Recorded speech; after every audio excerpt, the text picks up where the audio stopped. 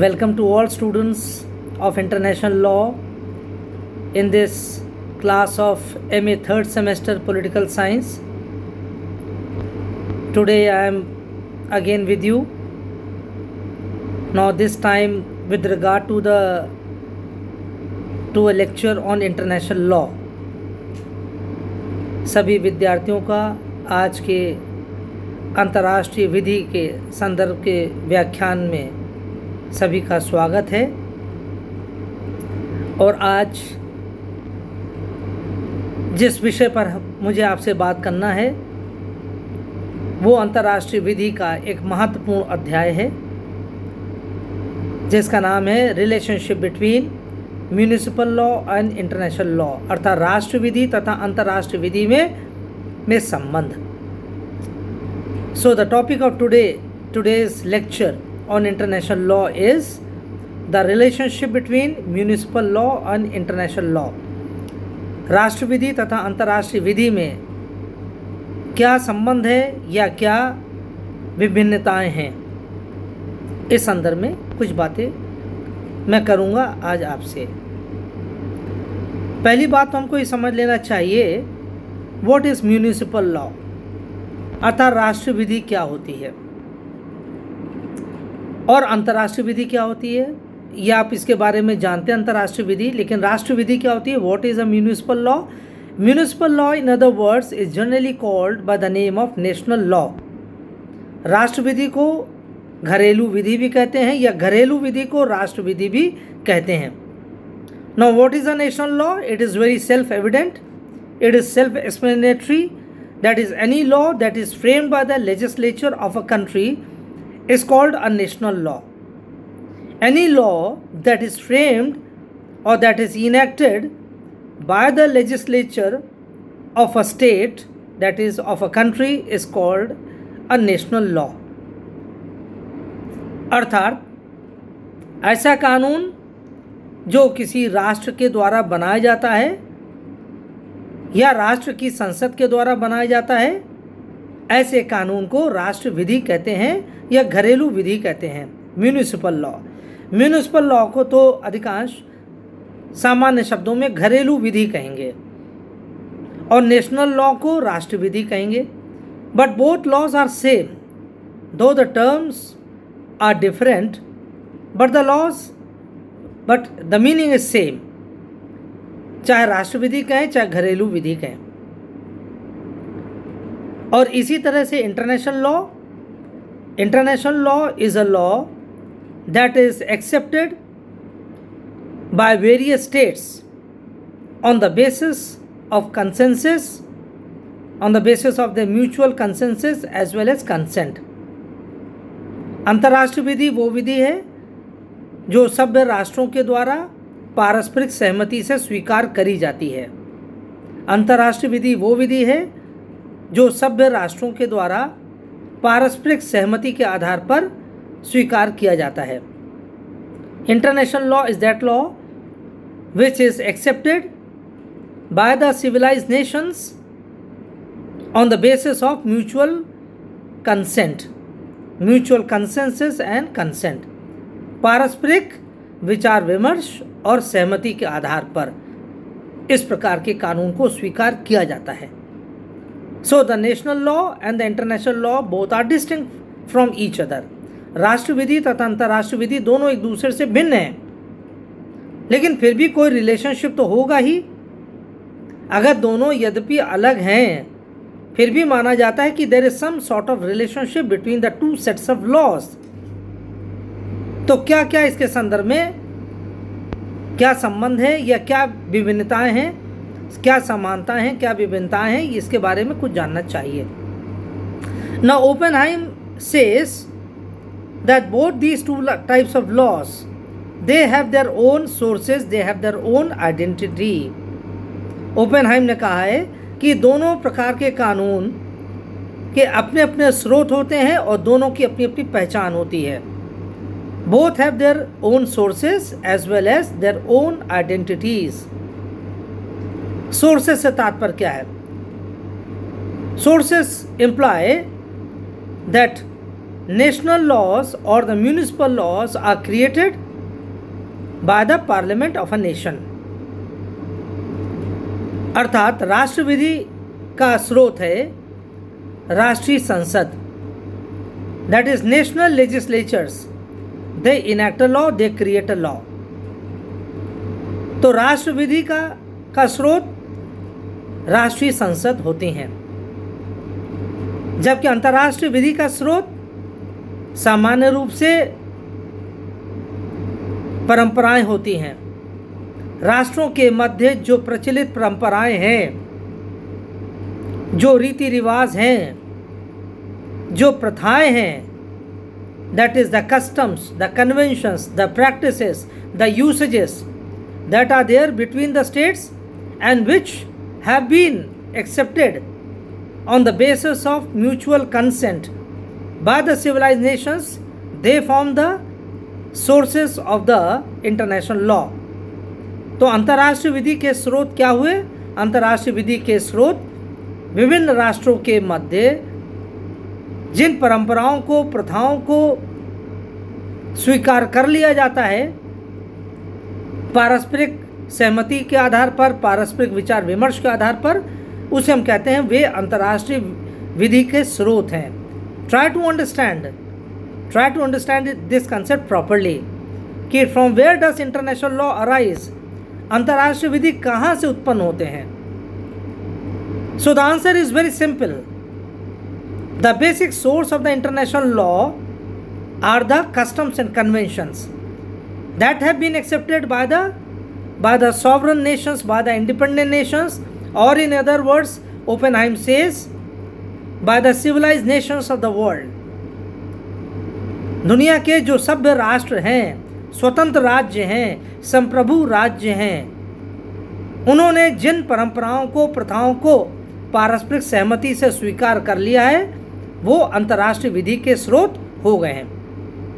So the customs, conventions, practices, usages, they are the sources of the international law, that is international law arises from these sources। Apart from that, international law also takes root, it takes existence from the treaties or agreements that are concluded between the sovereign and the independent nations। This is a second source of law. This is a second source of international law। The other day I had been telling you about the sources of international law।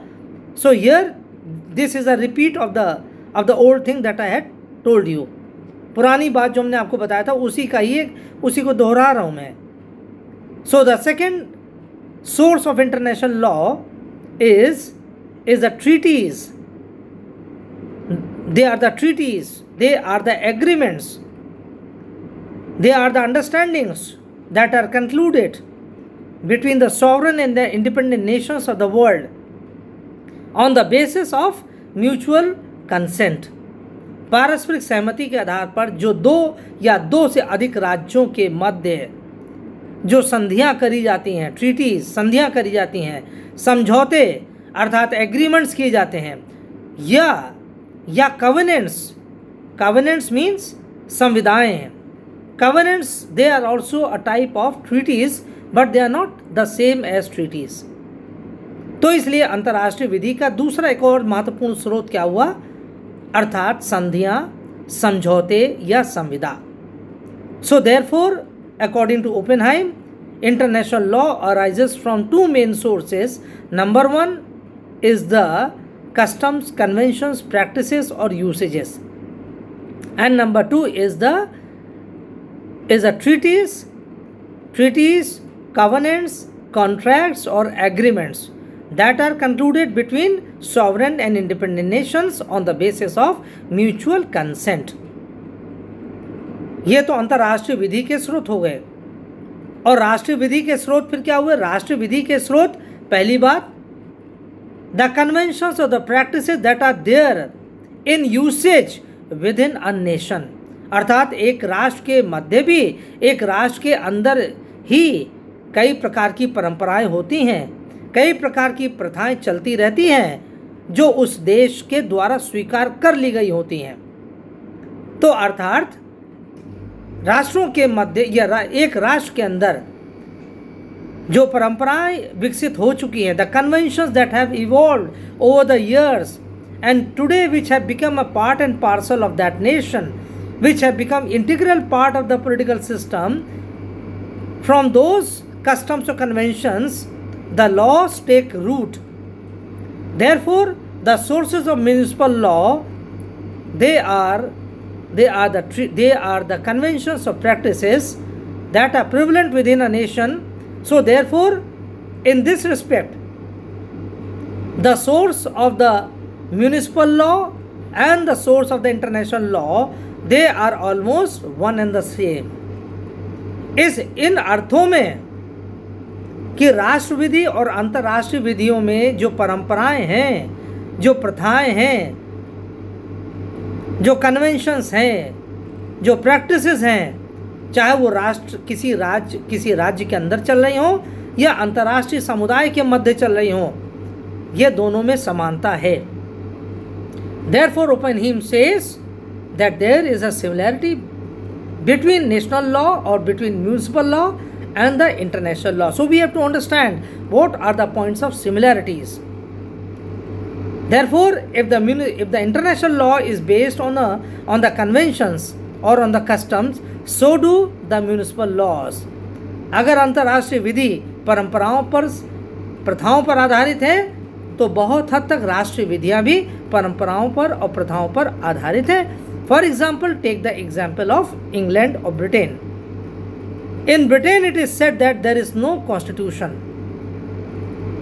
Edmund Burke said there is no constitution in Britain. अर्थात Britain में कोई संविधान नहीं है, yet we have a constitution. Edmund Burke said in a classical debate with Alex de Tocqueville, the great intellectual of France. So in a conversation with Tocqueville, Edmund Burke once remarked, though we don't have a constitution, we have a constitution. यद्यपि हमारा संविधान नहीं है, लेकिन फिर भी संविधान है. This is a contradictory statement. कि अर्थात औपचारिक रूप से संविधान तो नहीं है. ब्रिटेन में औपचारिक रूप से तो संविधान नहीं है, लेकिन व्यवहारिक रूप से संविधान है. This is what Edmund Burke intended to say when he said that there is no constitution in Britain, but there is a constitution. यानी formally there is no constitution in Britain, but for all practical purposes there is a constitution. औपचारिक रूप से, सैद्धांतिक रूप से तो Britain में कोई संविधान नाम की चीज़ नहीं है, कोई संविधान नाम की पुस्तक नहीं है. The way we have in India, we have a Constitution of India that has been constituted that has been enacted by the Constituent Assembly of India. So in that sense, there is no constitution, there is no book of constitution in England, and yet there is a constitution. फिर भी वहाँ संविधान है, because that constitution that is there in England, it is a collection of conventions, practices and usages. तो अर्थात जिस प्रकार का संविधान इंग्लैंड में है, वो प्रथाओं का, परंपराओं का वो एक समूह है, एक बहुत बड़ा, बहुत व्यापक समूह है, एक महान समूह है. इसलिए Edmund Burke says we don't have a constitution but we have a constitution. और टॉक्यूवेली ने जवाब में क्या दिया? If mister Burke can produce a copy of the British constitution then I will agree that there is a constitution.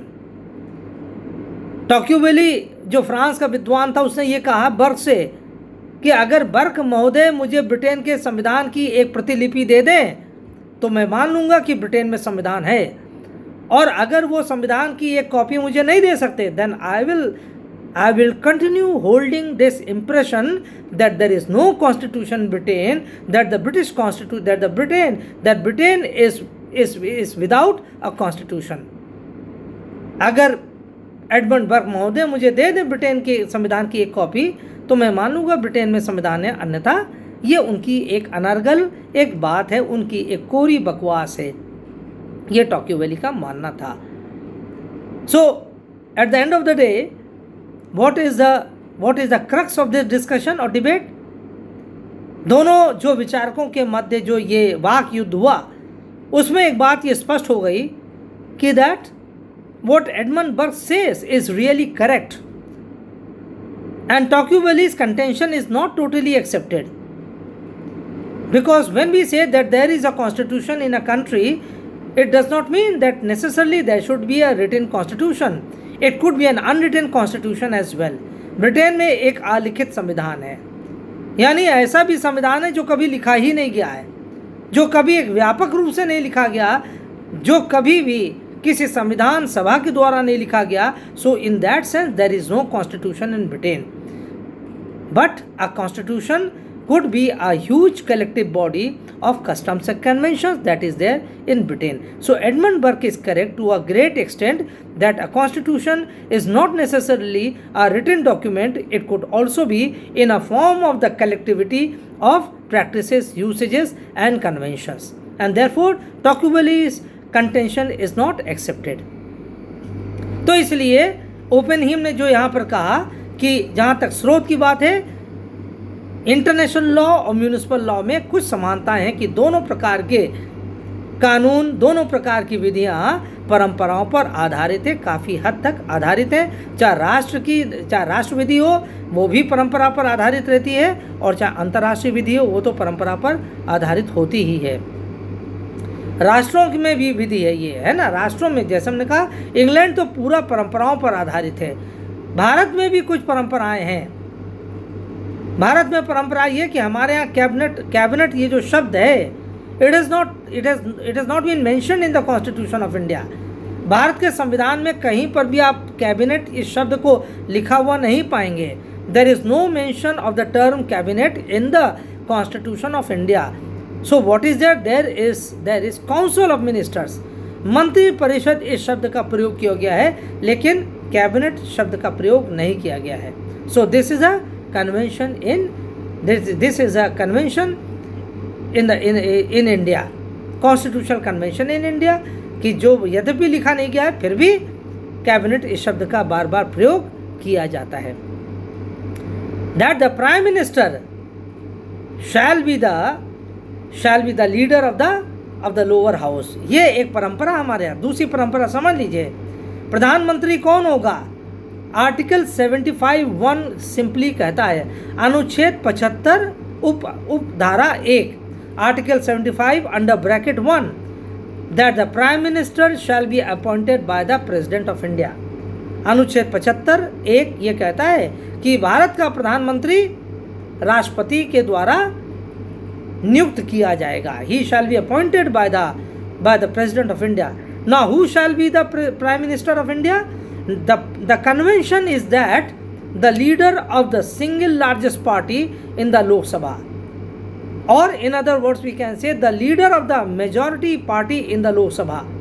अर्थात जो निम्न सदन है लोकसभा, उसमें जो बहुमत दल का नेता होगा वही व्यक्ति प्रधानमंत्री के रूप में बुलाया जाएगा, वही व्यक्ति उसी व्यक्ति को प्रधानमंत्री के रूप में नियुक्त किया जाएगा राष्ट्रपति के द्वारा. So this is the convention in India that the leader of the majority party in the lower house of the parliament shall be appointed as the prime minister of India by the president. So this is another convention.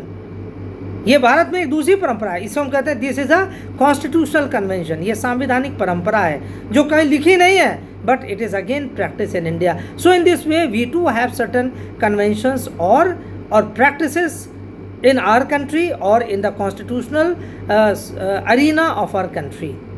तो ये एक समानता है. और दूसरी बात वो क्या कहते हैं, दूसरी बात ओपेनहीम ने कहा है कि अंतर्राष्ट्रीय विधि जहाँ पर परंपराओं पर आधारित है वहाँ पर वो संधियाँ समझौते या संविधाएं भी हैं जो अंतर्राष्ट्रीय विधि को आगे बढ़ाती हैं. Particularly after the second world war, दूसरे विश्व युद्ध के बाद संयुक्त राष्ट्र की जब स्थापना हुई तब से customs conventions after the second world war and with the establishment of the United Nations, treaties, contracts and covenants, these three have become the major source of the international law. संयुक्त राष्ट्र की स्थापना के बाद अंतर्राष्ट्रीय विधि के ये 3 प्रमुख स्रोत हो गए हैं। कौन से? अर्थात संधियां, संविदाएं तथा समझौते।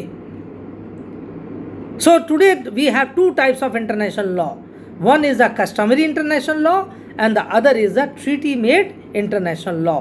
एक तो परंपरागत अंतर्राष्ट्रीय कानून है और दूसरा है संधि आधारित अंतर्राष्ट्रीय कानून। So in the post second world war period, after the establishment of the United Nations, we have 2 kinds of international laws. One that is based on the customary international law, and the other is based on the other is based on the treaties or the covenants or the contracts. और इसी तरह राष्ट्र में भी यही होता है। जो राष्ट्र विधि होती है परंपराओं पर आधारित होने के साथ साथ संसद के द्वारा जो कानून बनाए जाते हैं वो दूसरा स्रोत है उस राष्ट्र की विधि का, उस घरेलू विधि का। Because a country is not totally run on the basis of customs और conventions. It could be a reality for Britain but not a reality for the whole world. आज के दुनिया में ब्रिटेन ही केवल ऐसा देश है जो परंपरा आधारित देश है। But for most of the world, for the rest of the world, it is not totally the conventions but a large part of the enacted laws are there which govern and which regulate the governments of that country, of those countries, है ना। तो ये दूसरा, ये एक ऐसी बात है। तो राष्ट्र में भी परंपराओं का और संधियों का या कानूनों का, राष्ट्र में परंपराओं का और साथ साथ कानूनों की बहुत बड़ी भूमिका होती है, और अंतर्राष्ट्रीय विधि में भी परंपराओं का और साथ साथ संधियों की बहुत बड़ी भूमिका होती है। तो इसलिए ओपेनहीम ने कहा है कि हम राष्ट्र विधि के बारे में कहें या अंतर्राष्ट्रीय विधि के बारे में कहें, दोनों के अपने अपने स्रोत हैं, दोनों में बहुत समानताएं हैं और विभिन्नताएं भी हैं। दूसरी बात, जब ओपेनहीम ने इसके बारे में बताया कि इन दोनों की मान्यताओं को लेकर, now with regard to the effect of these 2 laws, इन दोनों प्रकार की विधियों का प्रभाव क्या होता है, what is the effect of these 2 types of laws. According to Oppenheim, the effect are different. The effect of the impact of the national law is that they are compulsory, they are binding, they are mandatory and they are punitive in character. ओपेनहीम ने कहा कि राष्ट्रीय विधि का जो प्रभाव है वो बाध्यकारी होता है, वो आवश्यक रूप से लागू किया जाता है, बाध्यकारी रूप से लागू किया जाता है राष्ट्र की जनता पर, और यदि उसका उल्लंघन होता है तो उसका दंडात्मक स्वरूप भी सामने आता है, उसका दंडात्मक स्वरूप भी फिर स्पष्ट हो जाता है। So therefore it is binding, it is mandatory, and in case of violation by the people then the punitive action follows. ये बाध्यकारी है, यह आवश्यक रूप से लागू किया जाता है, और यदि किसी व्यक्ति के द्वारा इसका उल्लंघन किया जाता है तो उसको राष्ट्र विधि के अंतर्गत दंड दिया जाता है। तो राष्ट्र विधि का उल्लंघन करना कोई सरल बात नहीं है, और यदि कोई उल्लंघन करता है तो इसके लिए उसको दंड के लिए तैयार रहना चाहिए। Now coming to the international law, international law is not binding, is not mandatory and it is not punitive in character. अंतर्राष्ट्रीय विधि और राष्ट्र विधि में ये विभिन्नता है कि अंतर्राष्ट्रीय विधि ना बाध्यकारी है, ना आवश्यक रूप से लागू करी जा सकती है राष्ट्रों पर। हमने शुरू में कहा था ये सहमति पर स्वीकार किया था, ये एक पारस्परिक सहमति के आधार पर ये कानून बनाया जाता है। और even after having made the laws, even after having the consensus of the various countries in the making of these laws, still these laws do not assume a binding or mandatory character over the sovereign states. अंतर्राष्ट्रीय कानूनों के निर्माण जो हमने बताया था पारस्परिक सहमति पर होती है, लेकिन उस पारस्परिक सहमति के आधार पर जब अंतर्राष्ट्रीय कानून बन भी जाता है तो भी ये राष्ट्रों पर आवश्यक रूप से, बाध्यकारी रूप से लागू नहीं किया जा सकता है। अगर अंतर्राष्ट्रीय कानून का कोई उल्लंघन करता है तो भी किसी राज्य को दंड नहीं दिया जा सकता है। That is, nations cannot be punished for the violation of the international law because there is no implementing agency at the global level to enforce the international laws. International laws by nature they are voluntary laws. कोई ज़रूरी नहीं कि किसी कानून को हर राज्य लागू करने के लिए तैयारी हो जाए, है ना। यानी अब देखिए, for example I tell you, for example एक समय था और आज भी वही समय है when Kashmir for Pakistan is considered to be as a disputed territory. For certain other countries too, Kashmir is a disputed territory. But so far as India is concerned, Kashmir is not a disputed territory. This is a settled issue. The issue was settled once the instrument of accession was signed on the 24th of October 1947 between the government of India and the then ruler of the JNK, that is ruler of Jammu and Kashmir, Shri Hari Singh. Bharat ने कहा कि कश्मीर हमारे लिए कोई विवादास्पद नहीं है, हमारे लिए कोई विवादित मुद्दा नहीं है। पाकिस्तान भले ही चाहे इसके लिए कितना विवाद हंगामा मचाए, लेकिन हम जानते हैं कि इंस्ट्रूमेंट ऑफ एक्सेशन साइन हो चुका था 26 अक्टूबर को।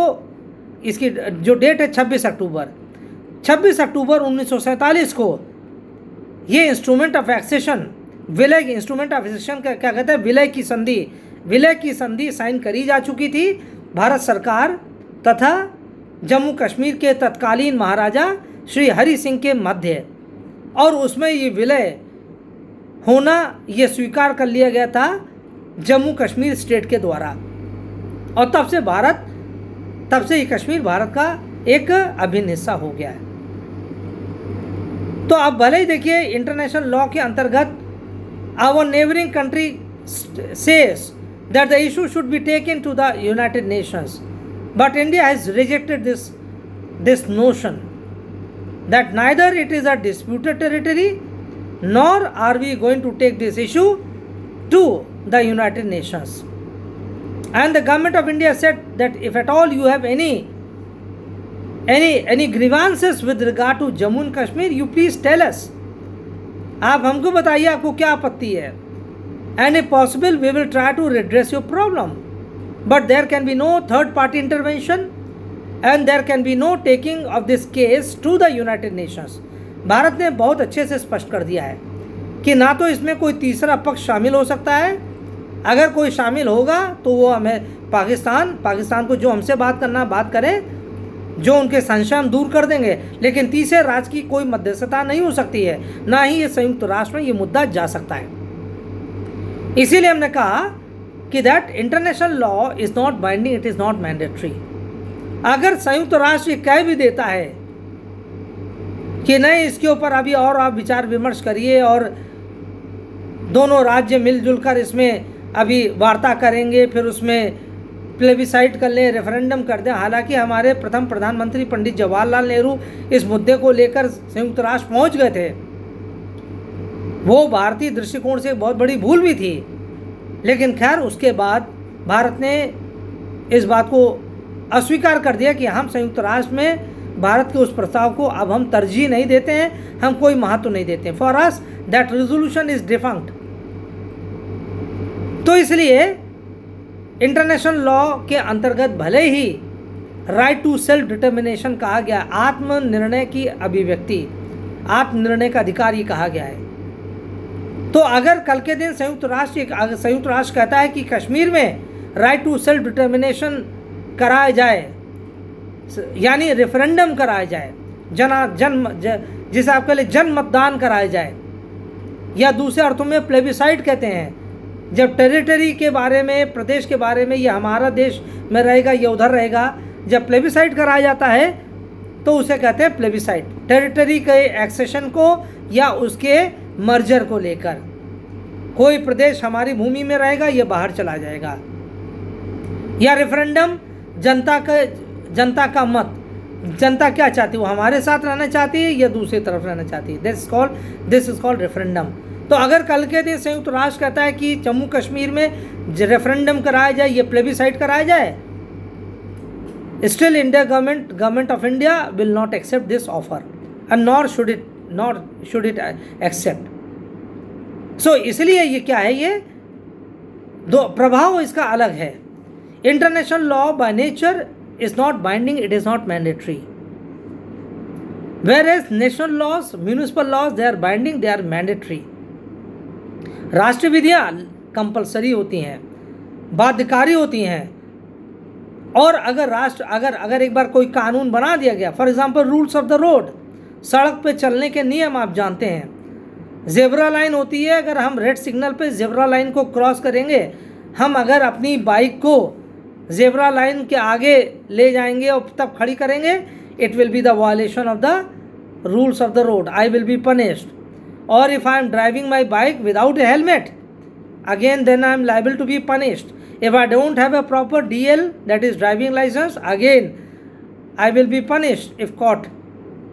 So this is the binding character of a national law, or you can say it has a punitive effect of the national laws, they have punitive effect।